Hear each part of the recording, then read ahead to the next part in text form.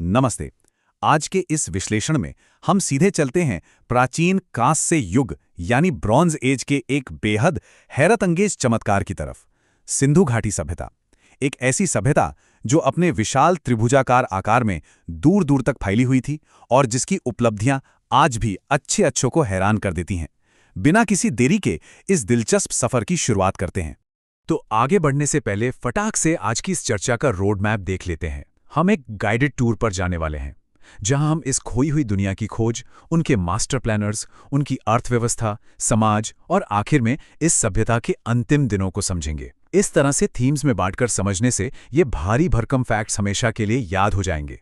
पहला हिस्सा, एक खोई हुई दुनिया की खोज।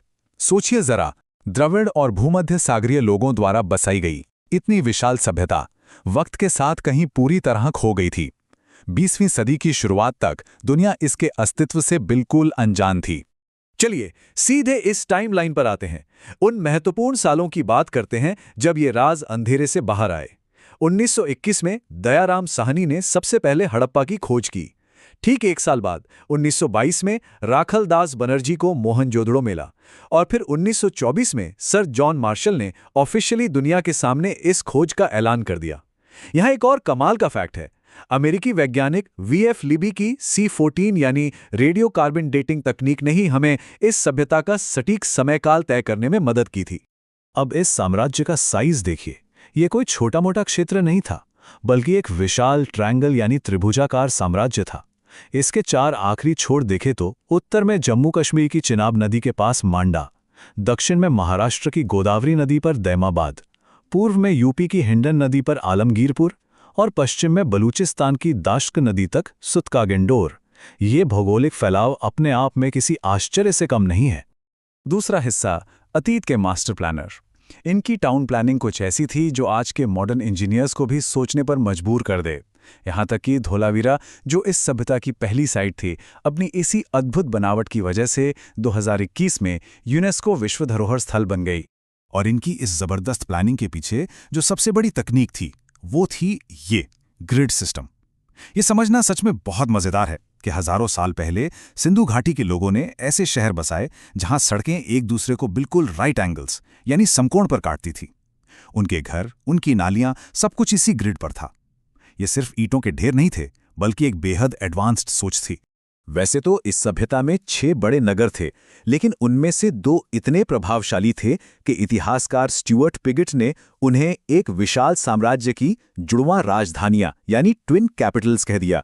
और वो 2 नगर थे हड़प्पा और मोहनजोदड़ो। अब आप इस स्लाइड में जो बात सबसे दिलचस्प है वो ये कि जुड़वां राजधानियां होने के बावजूद इन दोनों शहरों का कल्चर बिल्कुल अलग था। हड़प्पा में शवों को दफनाया जाता था और वहां से पृथ्वी देवी के पौधे वाली और बैल की मोहरें मिली हैं।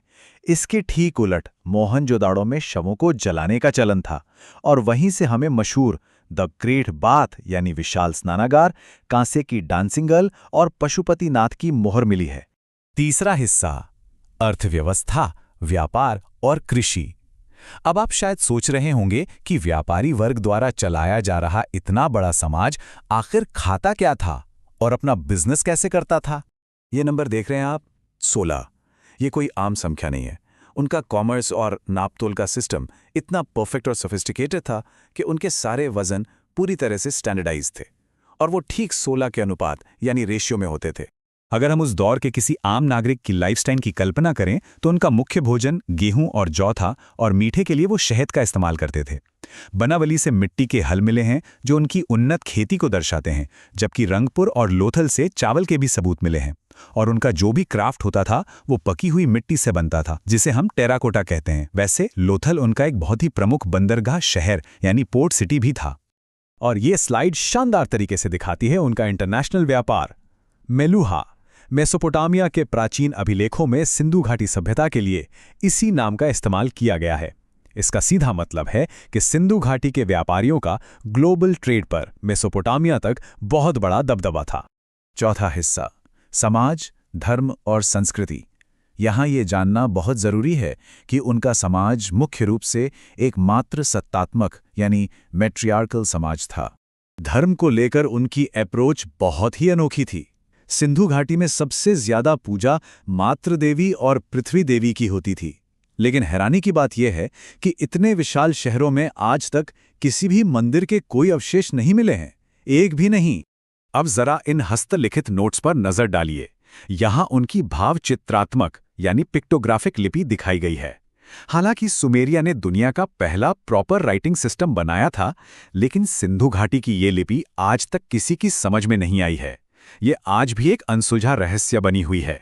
इस सभ्यता के कुछ ऐसे फैक्ट्स हैं जो सच में आपको चौंकाने वाले हैं। सबसे बड़ी बात, वो लोहे और तलवारों से पूरी तरह अनजान थे। मतलब वो एक बेहद शांतिप्रिय समाज थे। स्वास्तिक का प्रतीक भी सबसे पहले यहीं से आया। वो कुबड़ वाले सांड और पेड़ों की पूजा करते थे। लोथल और कालीबंगा में हमें जॉइंट बरियल्स यानी युगल समाधियां मिली हैं, और कालीबंगा का तो शाब्दिक अर्थ ही है काली चूड़ियां। पांचवां और आखिरी हिस्सा, अंतिम दिन। सब कुछ इतना शांतिपूर्ण और एडवांस्ड था, फिर भी एक दिन ये सब खत्म हो गया।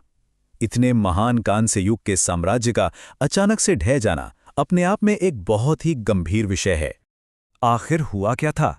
इतनी शानदार टाउन प्लानिंग, बेहतरीन व्यवस्था और बेहिसाब दौलत होने के बावजूद इस सभ्यता के अंत का सबसे बड़ा कारण बनी विनाशकारी बाढ़। यानी नेचर ने आखिरकार ह्यूमन इंजीनियरिंग को हरा ही दिया और उनके इन शानदार ग्रिड वाले शहरों को पानी ने हमेशा के लिए डुबो दिया। ये टेबल देखिए, बहुत वैल्यूएबल है। ये सभ्यता जिन नदियों के किनारे फली फूली, आज के मॉडर्न मैप्स पर उनके नाम क्या हैं? प्राचीन काल की वितस्ता आज झेलम है, अस्किनी आज की चिनाब है, विपासा बनी व्यास, परुष्णी बन गई रावी, और शतुद्री को आज हम सतलज के नाम से जानते हैं। तो हमने आज के इस सफर में क्या क्या देखा? इन नोट्स को देखिए, कैसे हमने इन बिखरे हुए पन्नों को एक क्लियर, विजुअल और स्ट्रक्चर्ड हिस्ट्री में बदल दिया है। ये बिल्कुल एक खोई हुई दुनिया को फिर से जीने जैसा है। अब इस विश्लेषण को खत्म करने से पहले एक सवाल अपने जहन में रखिएगा।